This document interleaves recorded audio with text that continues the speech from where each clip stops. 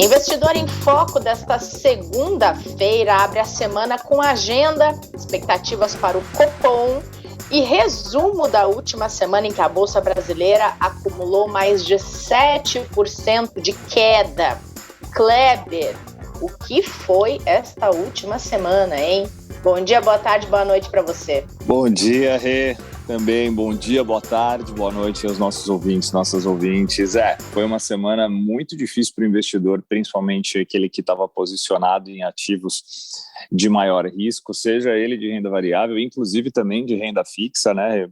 Para quem já estava posicionado há algum tempo, viu um movimento muito forte, sem falar na desvalorização ali que a gente teve também do real frente ao dólar. E numa velocidade muito rápida, como há algum tempo a gente não acompanhava, que acaba assustando muitos dos investidores, sim, preocupando com a continuidade desse movimento, o que vai acontecer.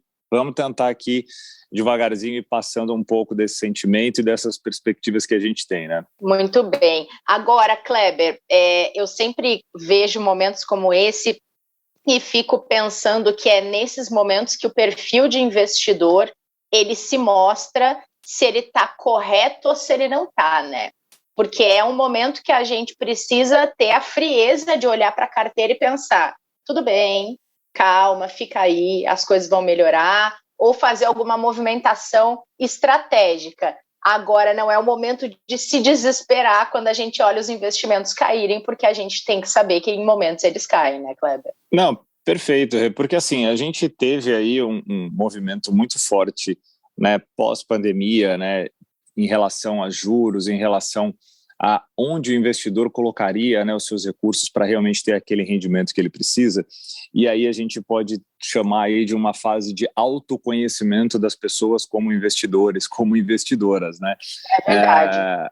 As pessoas também acabam, em muitos momentos, tendo experiências que vão levar ela realmente a se conhecer, a entender tanto versus os seus objetivos, se ela está realmente enquadrada da melhor forma, e até também as suas condições de aceitação a risco, né? Até onde ela aceita correr esse risco. E aí a gente pode usar como exemplo exatamente a última semana, que trouxe ali para o investidor que estava ali muito ligado ao índice Bovespa, viu uma queda do índice de 7,28%. A gente falar de um resultado desse em apenas 5 dias é um montante muito significativo. Ele é muito grande. Tanto se fosse quanto ganho, quanto de perda. Infelizmente foi negativo e mostra para o investidor ali que não estava tão acostumado com investimento de risco e acabou entrando, mesmo que ele não estiver diretamente no Ibovespa, mas está em fundos multimercados que compram ações, né, ou que tem investimento diretamente no índice, o impacto que isso traz direto no seu capital ali num curtíssimo espaço de tempo. Né? E não foi só na Bolsa, a gente viu o dólar realmente tendo uma alta um pouco mais forte, recuando um pouquinho ali na sexta-feira, mas fechou ainda acima dos R$5,60, né? As curvas de juros abriram muito, e isso acontece quando? Quando as perspectivas de risco do país também aumentam. Né?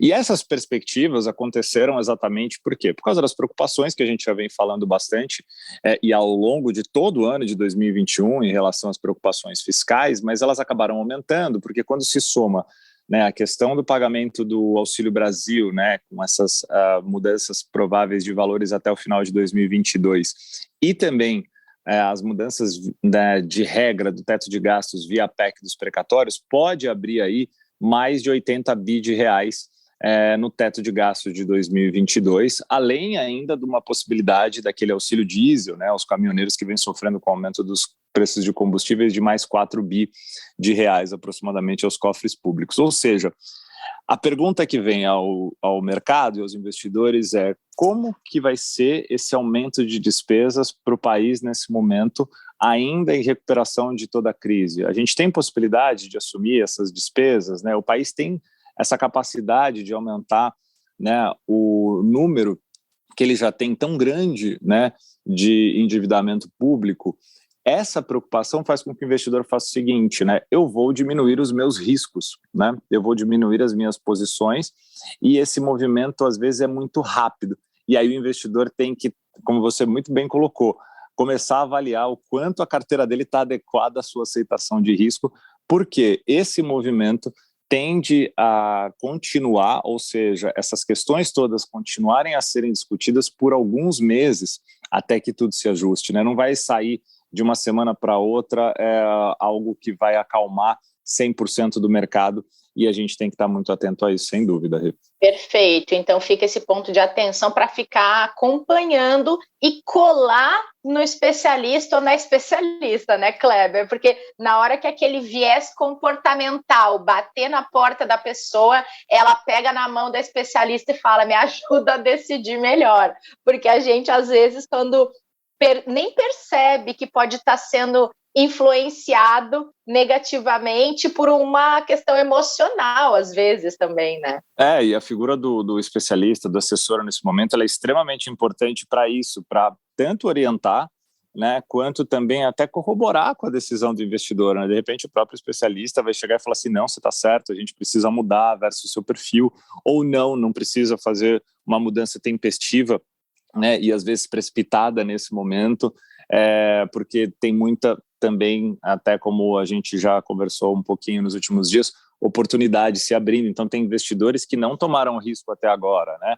Além dele não precisar se proteger porque ele já está protegido, ele tem possibilidade até de aproveitar algum movimento interessante em alguma classe que faça sentido para o objetivo, para o perfil dele. Então a companhia, vamos falar agora do assessor ali, do especialista do lado da especialista, é super importante. É verdade. Agora, mercado internacional também tem bastante movimentação, saíram dados na Alemanha a respeito da confiança das empresas, e o mercado europeu espera, inclusive, uma decisão de política monetária do Banco Central Europeu, isso? Isso aí, Rê. Por lá, a gente tem ali na Alemanha, né, os últimos números de confiança não vindo como o mercado aguardava, né, o chamado IFO de sentimento, né, das empresas alemãs caiu mais do que era esperado em outubro, ele foi a 97,7 pontos, registrou o quarto mês consecutivo de queda, e é natural, mediante tudo que a gente vem acompanhando na região e até mesmo as preocupações, né, com a questão da pandemia voltando em algumas regiões, né, com a questão das vacinações ainda conseguindo fazer, sim, um movimento muito positivo de melhora, né, para a abertura das atividades e do fluxo de pessoas, mas a gente tem ainda as outras cepas e também a questão, né, de uma terceira onda rondando, com grandes preocupações, e as empresas vendo que ali ela tem um risco ainda grande da atividade não voltar, além dela não ter conseguido captar o movimento que ela esperava captar nos últimos meses em termos de recuperação da atividade. É a maior economia da Europa, e aí isso se soma à expectativa dos investidores com a decisão que sai na quinta-feira do Banco Central Europeu, né, sobre a política monetária e, principalmente, muito mais do que a questão da taxa de juros, que ainda é esperado que não tenha nenhuma alteração, a questão de qual vai ser o posicionamento do Banco Central frente, principalmente, a tudo que vem acontecendo nas últimas semanas ali e nos últimos 2 meses, em relação aos estímulos, né, ao quantitative easing, né, a compra de títulos, né, e aquilo que o Banco Central vem fazendo desde o início da pandemia para não deixar que a atividade caia, para não deixar que esse ritmo diminua de recuperação por lá. Então, a entrevista, além da decisão e do comunicado em relação aos estímulos que virá depois da presidente Christine Lagarde, vai ser super importante para esse direcionamento e a expectativa que se tem da economia por lá para os próximos meses, principalmente para esse final de ano. Né? Perfeito. E falando ainda em cenário internacional, o que as pessoas que investem precisam acompanhar essa semana de movimentações dos Estados Unidos e China, hein? Porque se fala em aumento do preço da gasolina, que pode impactar a inflação norte-americana, tem toda essa questão da crise energética na China, impactando não só o mercado chinês, mas outros mercados globais. O que tem que ficar no radar, hein, Kleber? Como você já adiantou um pouquinho aí, né? Um dos fatores que pode gerar cautela é essa possibilidade de aumento de preço de gasolina nos Estados Unidos, porque ela traz diretamente uma pressão na inflação, né? A gente tem as expectativas em relação à possibilidade, depois a gente vai falar um pouquinho mais sobre petróleo, né? Mas a gente tem expectativas sobre o acordo do orçamento do governo Biden, que deve acontecer ainda nessa semana, com as negociações que vão acontecendo ali entre Casa Branca, né, e o Congresso para serem concluídas. A gente tem uma safra de balanços corporativos muito importante por lá, ao longo dos próximos dias, que a gente vai passar aqui quais são essas companhias. E na China, a gente teve, infelizmente, novos casos de Covid-19 que vão preocupando as autoridades, né, e o governo vai tentando identificar principalmente quais são essas regiões e os cuidados que eles têm que ter para que não tenha nenhum risco de aumento dessa disseminação. E o governo adotou ali um novo projeto piloto, né, de imposto imobiliário por pelo menos 5 anos para algumas das regiões, tentando limitar ali a especulação imobiliária que vem acontecendo, principalmente depois do caso da Evergrande e todo o risco que se tem ali desse setor em relação, né, à solvência da companhia e o quanto isso pode impactar toda a questão imobiliária na China, com outras empresas também sofrerem os mesmos tipos de problemas, tá? Então, são dados importantes que vão, ao longo da semana, aí, se juntar aos demais indicadores para a gente acompanhar e o investidor ficar atento também, porque, apesar de tudo estar muito quente aqui no Brasil, o cenário externo também influencia diretamente o nosso mercado. Com certeza. E como, né, Kleber? Até com a questão da exposição internacional também de tanto produto de investimento, né? As pessoas têm que ficar atentas também a esse cenário. Você falou no petróleo segue no radar, tem também safra de balanços nesse período, né? O petróleo, é importante até a gente trazer aqui um ponto para o investidor, que a gente fala tanto, perdão, da questão dos combustíveis e do custo, né? Mas ele segue em alta, né? O preço do barril vai sendo negociado ali próximo aos $85, tanto no tipo WTI quanto no tipo Brent, né? E ele chegou a ser negociado, quando a gente fez até alguns episódios aqui específicos sobre o petróleo, né? Próximo de $20 ali no auge da crise gerada pela pandemia da Covid, né? Ou seja, a gente está falando que a commodity valorizou próximo a 325% de lá para cá, pouco mais de um ano, tá? A gente está falando de realmente uma valorização muito grande, e o risco de se manter nesses níveis ou até superior, ele se mantém.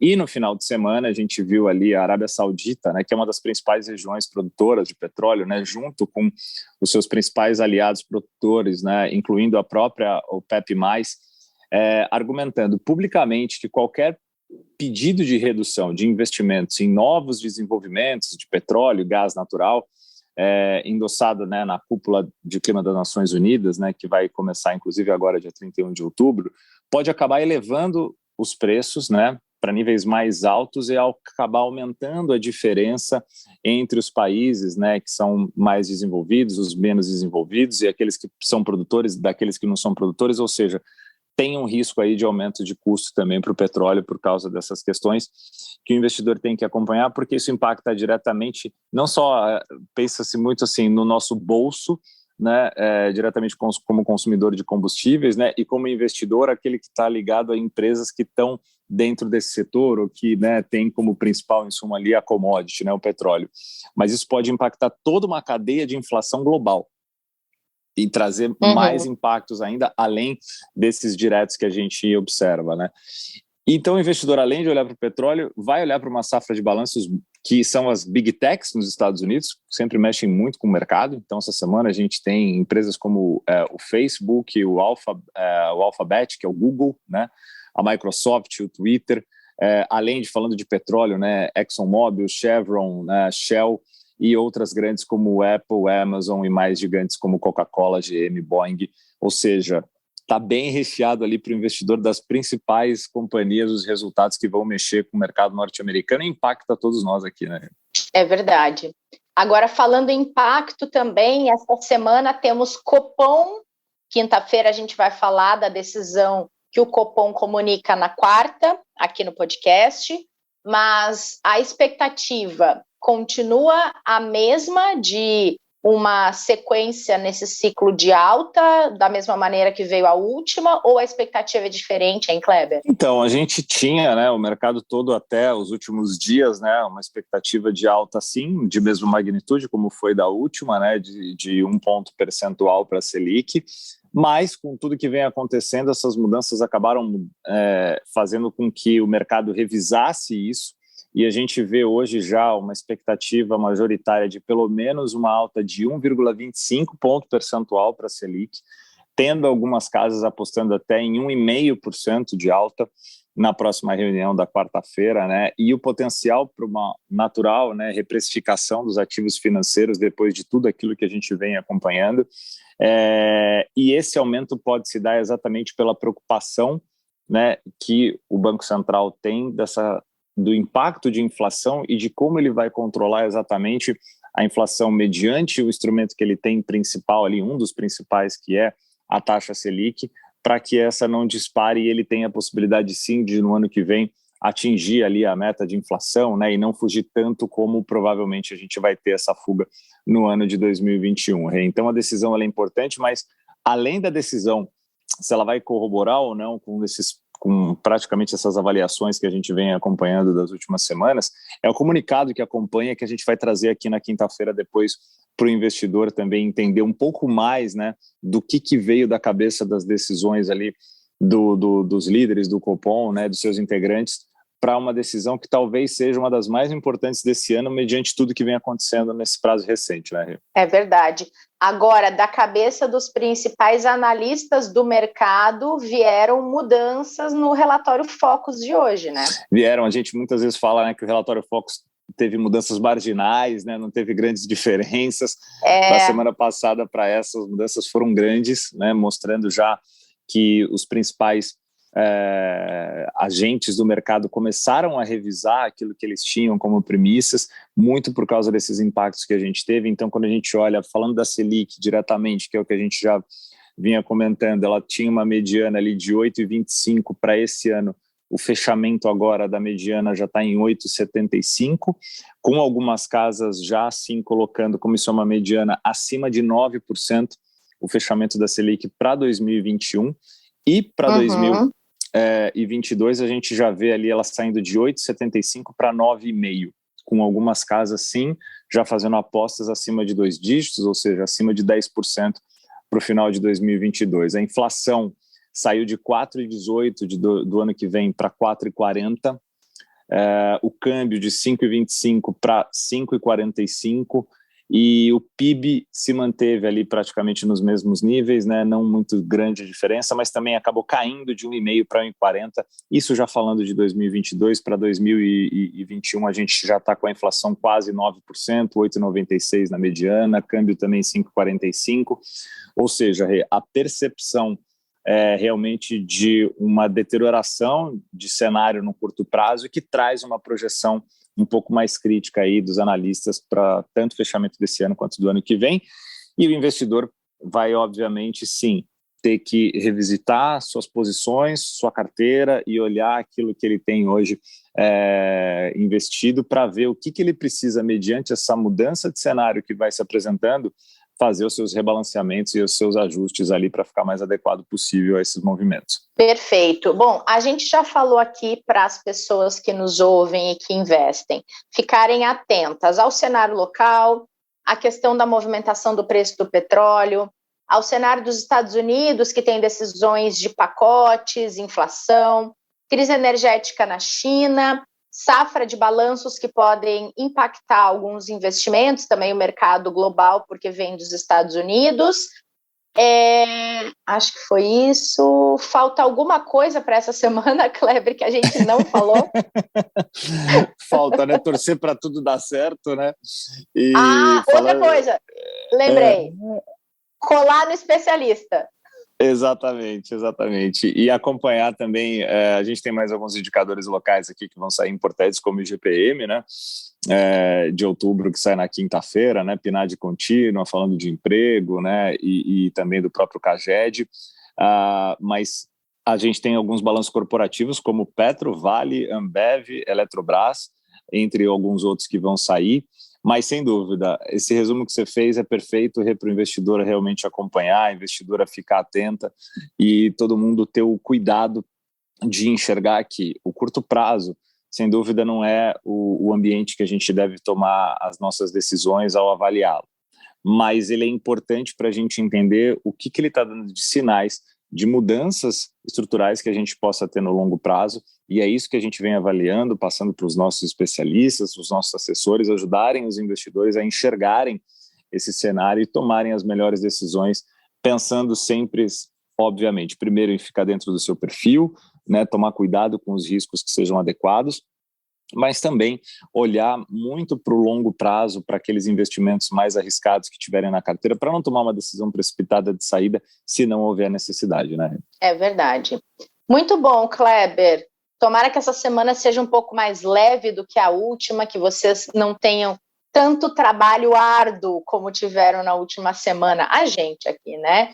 Boa semana para você. Para você também, Rê, obrigado. A gente se encontra aí ao longo da semana. Valeu. Combinadíssimo. E obrigada a todo mundo que acompanhou essa abertura da semana aqui no Investidor em Foco. Fiquem atentos a essas dicas que o Kleber trouxe, acompanhem nossos conteúdos, sigam o Itaú Investimentos no Telegram, porque ali também vai o fechamento de mercado que a equipe do Kleber produz todos os dias no finalzinho da tarde, e vocês podem acompanhar não só aqui pelo Investidor em Foco, mas também por outros canais, tudo que está acontecendo de importante no mercado financeiro. Então fiquem atentos e atentas. Obrigada pela companhia, a gente se encontra nesta terça-feira.